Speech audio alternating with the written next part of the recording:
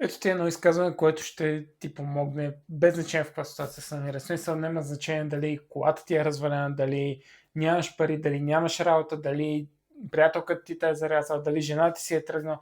Сета. В смисъл, това е нещо, което аз го научих след като един чех ме блъсна на магистралата. И това е съвсем отделна ситуация, но тогава този чех той ми го повтаряше това отново и отново и отново.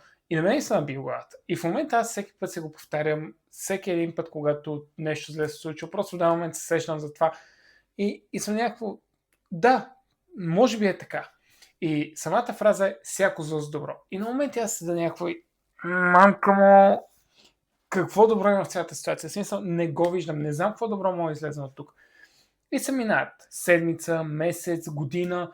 И в даден момент аз се обръщам назад, сещам се за този момент, в който съм си го казал и съм някакво, фак, ако това не се беше случило тогава, в момента нямаше да имам това, което имам.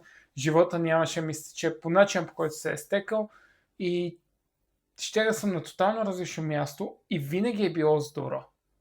Никога не ми се е случило нещо лошо, без някаква основателна причина, без да ме предразположи, ако ще, за нещо, което ще се случи в бъдещето. Така че всяко за добро и просто трябва да вярваш, че нещата ще се оправят в даден момент.